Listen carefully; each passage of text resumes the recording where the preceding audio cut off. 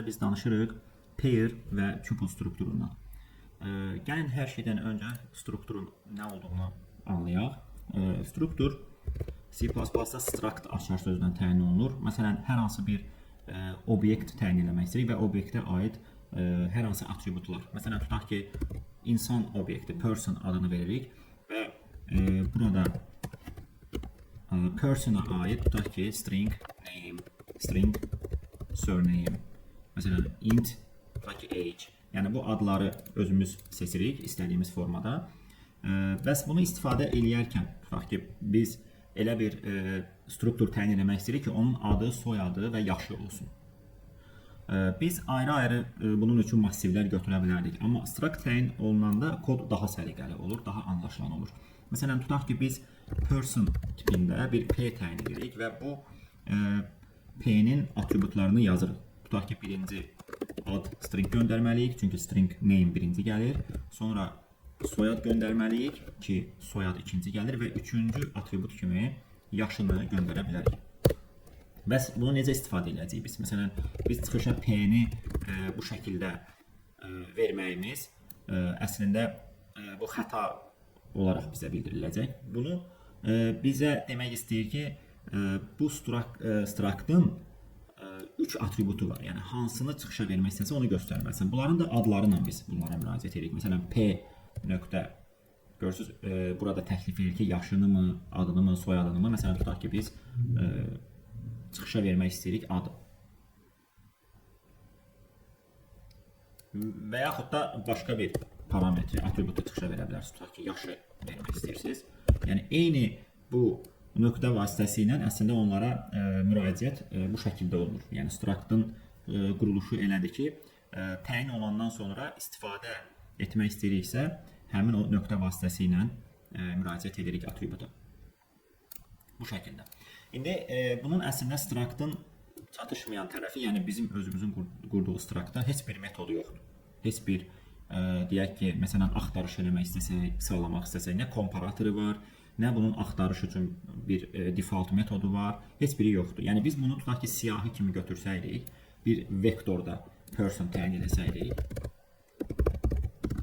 biz vektora bu personları yığacaqdıq. Amma bəlkə biz bunu sıralamaq istəyirik. Ada görə, ad eyni olsa soyada baxsın, soyad eyni olsa yaşa baxsın və yaxud da tutaq ki, müqayisə eləmək üçün hansısa bir axtarış eləyə bilərdik. Məsələn, binary search olsun, upper bound, lower bound. Yəni, bunun heç bir elə bir metodu yoxdur. Yəni, ya biz bu metodları qurmalıyıq, ya da hazır struct istifadə etməliyik. Hazır structlar bizim bayaq qeyd elədiyimiz pair var, bir də tuple var. Gəlin birinci pair strukturundan başlayaq. Pair strukturu C++-da pair şəklində açar sözündən təyin olunur və bura biz yenə də 2 dənə hər hansı parametr təyin edə bilərik tip. Məsələn, int string, string string, string int fərqi yoxdur. Gəlin int təyin edək və adını qoyaq P. Nümunə üçün bura tutaq ki, 5, 8 göndərə bilərik. 5 birincidir, 8 ikincidir. İndi bunu silək, bunu sadəcə struct'ın C++'da necə qurulduğunu göstərmək istəyirdik. İndi isə hazır pair strukturu istifadə edirik. Bəs bunu necə istifadə edəcəyik? Məsələn, mən P yazsam, P-nin axı first'ı var, bir də second'ı var. Ona görə biz burada P nöqtə first yazsaq, bu artıq pair'ın birincisinə müraciət edəcək. Yəni, açar söz burada P nöqtə first şəklindədir. Second'ı istəsək çıxışa vermək, yəni ikinci P nöqtə second şəklində verilir. Və biz bunu icra edəsək, 5, 8. Yəni, hansı qiymətləri yazmışıqsa onları göstərir. İndi bu bir dənə cütlükdür, amma bizə yüzlərlə, minlərlə, tutaq ki, x, y şəklində cütlükləri saxlamaq lazımdır. Ya biz P massivi götürməliydik, yəni bu şəkildə tutaq ki, n dənə, ya da bunu artıq biz dinamik massiv keçəndən sonra massivi əvəz eləyən vektor istifadə edirik. Deməli, vektoru təyin eləyərkən biz vektora əslində pair göndərə bilərik. Və biz artıq bunu silirik. Vektorun tipini pair təyin edirik. Və istifadə eləyərkən push back-də normalda bir ədəd yazırdıqsa, indi qoşa şəklində yazacaq. Bunu iki üsulla eləyə bilərik. Ya make pair yazırıq. Hansı ki, bu köhnə versiyalarda tutaq ki, məsələn, 4, 2 yazmaq istəyirsiniz. Cütlük şəklində 4, 2-ni burada vektora yerləşdirir. Amma artıq birbaşa Bu şəkildə də biz cütlüyü qeyd edə bilirik. Ona görə bu üsuldan istifadə etmək daha qısa və daha rahatdır. Pushback davam eləsək, məsələn 4-1 yazaq. Pushback davam eləyək, məsələn 1, tutaq ki 8 olsun. Davam eləyək. 3, 6 olsun. Davam eləyək. Olsun burada məsələn 2. Deməli biz vektora 5 dəfə pushback elədik və bu 5 dəfə pushback eləmişiksə, deməli 5 dənə biz bura cütlük yerləşdirmişik. Deməli vektorun sayı neçə olacaq? Aydın məsələdir ki, 5 olacaq.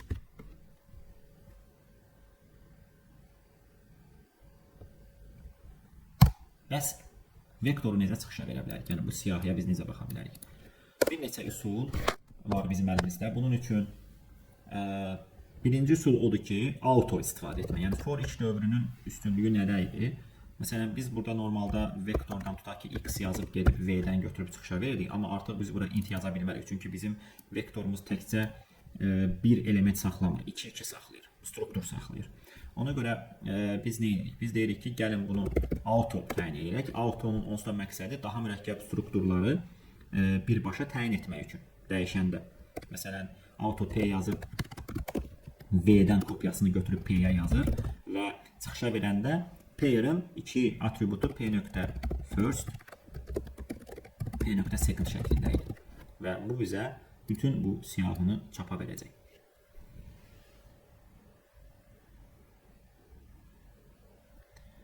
Bəs başqa hansı üsul var əlimizdə? Məsələn, auto olmasaydı birbaşa bura pair int də yaza bilərik. Baxırıq ki, bu pairin tipi nədir? Int. Onda burada birbaşa int təyin edib dəyişən verib o dəyişənə kopyasını yaza bilərik. Heç bir fərqi yoxdur bunun. Gördüyü iş baxımından eyni işi görür. Sadəcə bu daha uzun yazılışdır. Ona görə biz auto istifadə etməyə üstünlük veririk. İndi daha sadə bir üsul deyəcək. Əslində buna structure binding deyirlər. Yəni strukturu sıx əlaqələndirir. Məsələn, biz first və second-ı hər zaman istifadə etməliyikmi? Bunu əvəz eləyən nəsə bir dəyişən verə bilərikmi? Bəli. Əslində first ilə second-ı birbaşa burada əvəz eləyən tutaq ki, AB şəklində yazsaydıq, bu A ilə bu first bind deyirik də buna, yəni sıx əlaqələndirilir. A olur first, B olur second. Biz artıq first second əvəzinə buradakı dəyişənləri istifadə edə bilirik. Gördüyünüz kimi eyni nəticə əldə olunur. Və daha ənənəvi üsul nə idi? Daha ənənəvi üsul biz artıq bu üsullardan demək olar ki, qaçırıq. Çünki bizdə daha for dövrünün göstərdiyimiz for each şəklində elementləri gəzmək üçün istifadə forması olduğu üçün biz bu üsulu daha istifadə eləmirik. Amma kimsə istəsə, kimisə rahatdırsa bu üsulu istifadə edə bilər sözsüz ki. Elə bilin ki, vektoru indeksdən gəzirsən, vi şəklində, vi-ni bölürsən 2 yerə. vi.first, vi.second. Gəlin, başqa nə var? Pair ilə nələr eləmək olur? Pair ilə, məsələn, biz bunu sort edə bilərdik siyahını.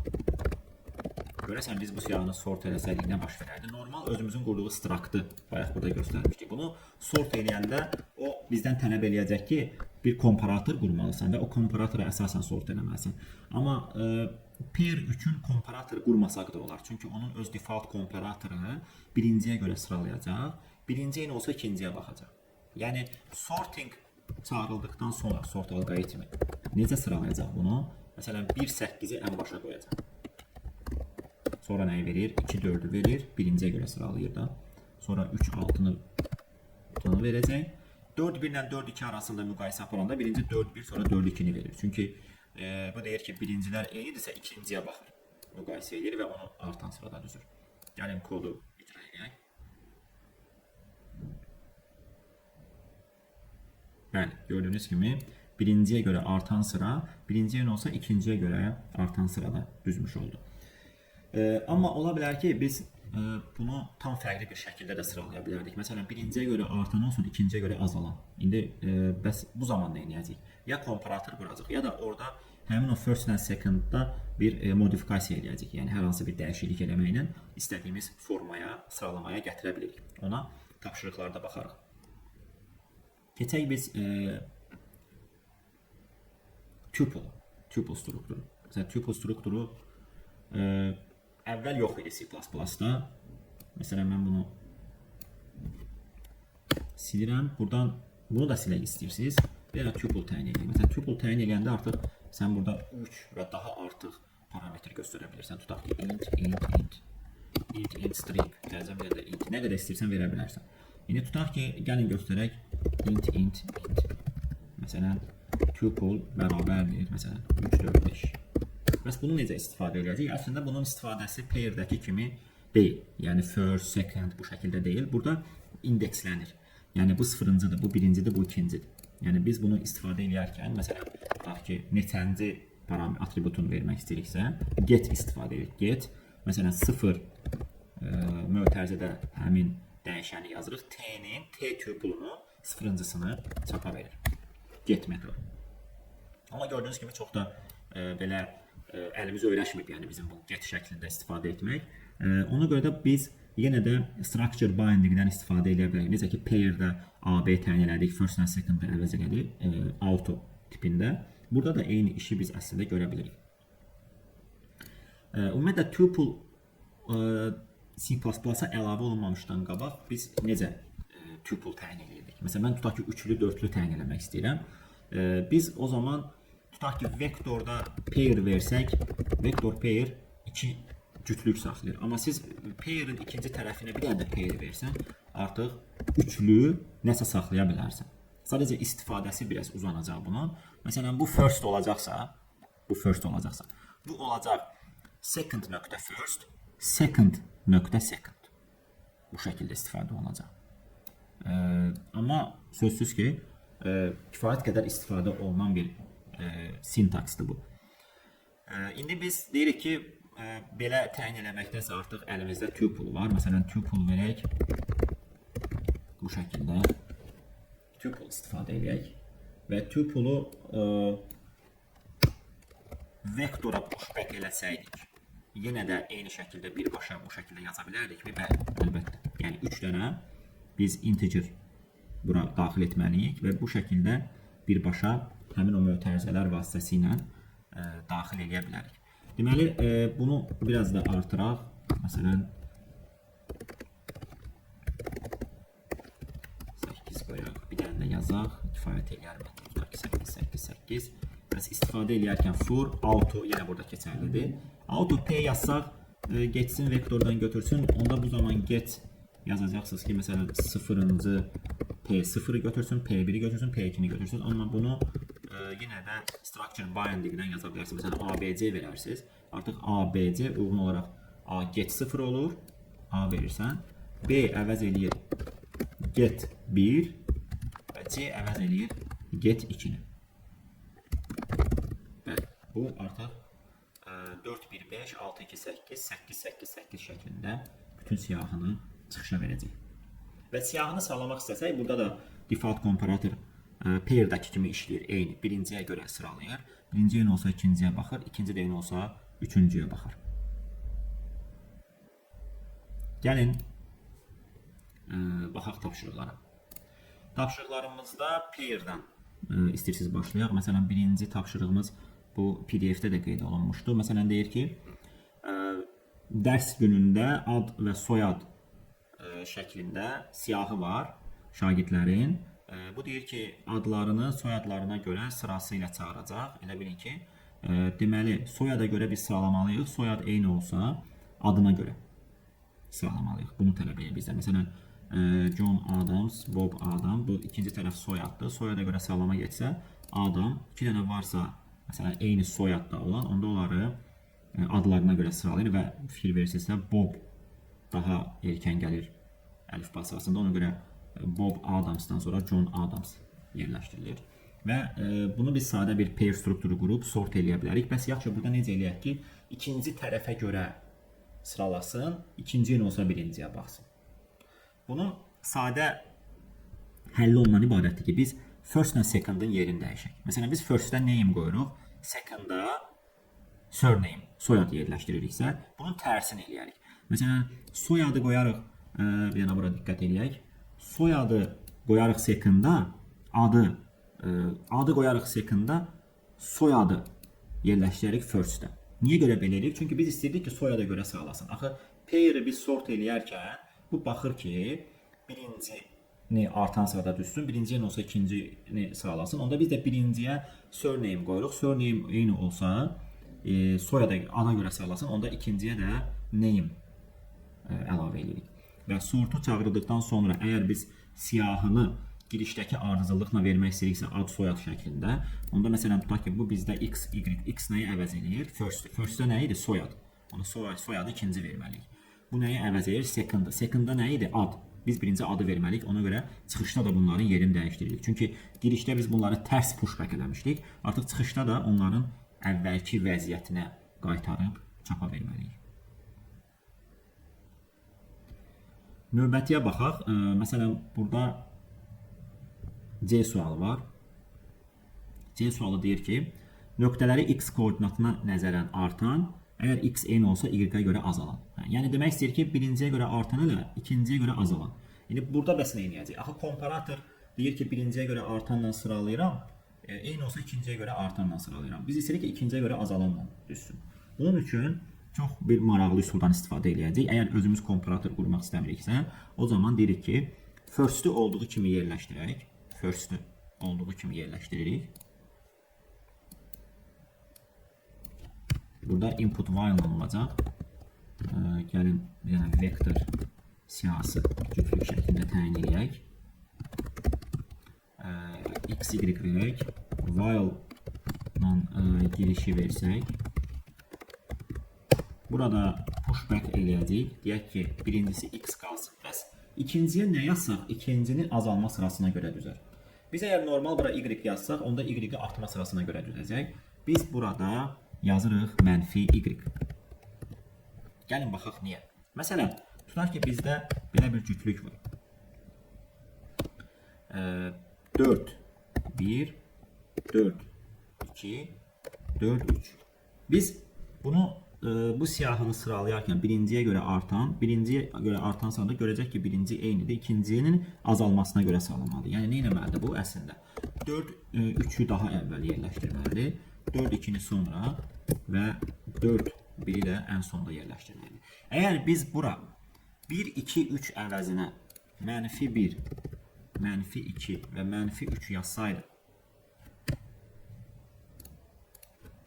və normal sort alqoritmini, yəni begin, end çağırsaq, heç bir komparator istifadə etmədən burada nə baş verərdi? Bu deyəcəkdir ki, sən birinciyə görə sayırsan, birincinin olsa ikincinin artmasına görə sıralayırsan, ikincinin artmasına görə sıralasaydı, onda mənfi 3-ü əvvəl qoyacaqdı. Baxın, istədiyimiz kimi mənfi 2-ni və mənfi 1-i də ən axıra qoyacaqdı. Niyə görə? Çünki mənfi 3 mənfi 2-dən kiçikdir, mənfi 2 də mənfi 1-dən kiçikdir.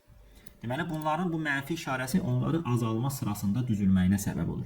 Və sonra istifadə edərkən necə eləyəcək? İstifadə edərkən biz tutaq ki, A x-dir, B y-dirsə bizdə, amma diqqət eləməliyik ki, B əslində y deyil, B mənfi y-dir. Ona görə biz x-i elə olduğu kimi çıxışa veririk, amma y-i, B-ni çıxışa vermək əvəzinə mənfi B-ni çıxışa veririk. Niyə görə? Çünki biz bunun qarşısına mənfi işarəsi atmışdıq. İndi o mənfi işarəsini bunun təzədən qarşısına yazandan sonra mənfi ilə mənfi onun işarəsini əvvəlki vəziyyətinə qaytarır. Gəlin yoxlayaq.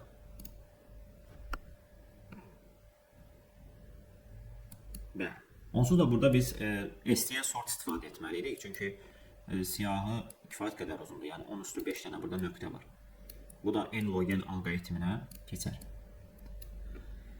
Başqa komparator bəs necə işləyərdi? Yəni komparator burada varmı həllərdə? Bir dənə baxaq ki, ona vaxt itirməyək. Hazır həll üzərində göstərək bunu. Məsələn, siz tutaq ki, olduğu kimi bunu pushback eləsəydiniz, artıq biz bir dənə komparator qurub komparatora təlimat verməliyik ki, bu siyahını x-ə görə sırala, x yenə olsa y-ə görə azalan düz. Onda normal müqayisə birinci first-ə görə getməlidir. X first-dədir. Əgər first eyni olsa, onda second-ın azalmasına görə. Deməli, soldakının second-ı, y-i sağdakının y-indən kiçikdirsə, bunları dəyişsin ki, böyük sola, kiçik sağa keçsin. Yəni, komparatorda biz demişik ki, false qaytarırsa komparator onların yerlərini dəyişdirir siyahıda. Yəni bu şərtlərdə biz yer dəyişmə eləməliyik. Digər halda yer dəyişmə etməməliyik və qurduğumuz bu komparatorun adını birbaşa burada çağırmaqla həmin istədiyimiz formada sıralamış oluruq. Və bir dənə də tuple-a baxaq. Məsələn, tuple-da vaxtları çeşidlənir. Saat, dəqiqə, saniyə verib normal siyahı şəklində artan düzmək istəyiriksə biz birinciyə görə saatlara baxılmalıdır, sonra ikinciyə, sonra üçüncüyə. Onsuz da tuple-da da default komparator bu şəkildə işləyir. Yəni birinciyə baxır, birinciyə yoxsa ikinciyə baxır, ikinciyə yoxsa üçüncü, yəni saniyəyə baxacaq və bizim istədiyimiz formada bunu artan sırada düzmüş olacaq. Və bunu əslində burada STL sort istifadə etməyib, məsələn bubble sort da tətbiq edə bilərdik yer dəyişmələr etməklə. Çünki siyahının ölçüsü kiçikdir, amma sözsüz ki vektor istifadə edib tuple həllimizi daha da qısaldacaq. Int götürürük, çünki saat, dəqiqə, saniyə integerdir məsələdə. Burada bir dənə bizə n verilir, n-i girişə verib n dənə məsələn ABC oxuyaq, ya istəyirsiniz int saat, dəqiqə, saniyə girişə verək bunu və bunu vektora birbaşa daxil edək, HMS, yəni saat, dəqiqə, saniyə mənasıdır. Sonra biz bunu sort eləsək, default olaraq bu birinciyə görə baxacaq, birinciyə olsa ikinciyə baxacaq, ikinciyə olsa üçüncüyə və bu saatları, ümumiyyətlə vaxtları artan sırada düzmüş olacaq. Gəlin binding istifadə edək, birbaşa saat, dəqiqə, saniyəni, yəni get 0, get 1, get 2 əvəz edən 3 dənə dəyişən verək ki, başqa adlar da verə bilərsiniz burada. Anı veririk, saatı, sonra dəqiqəni və sonra saniyəni. Kodumuzu çalışdıraq və təqdim edək.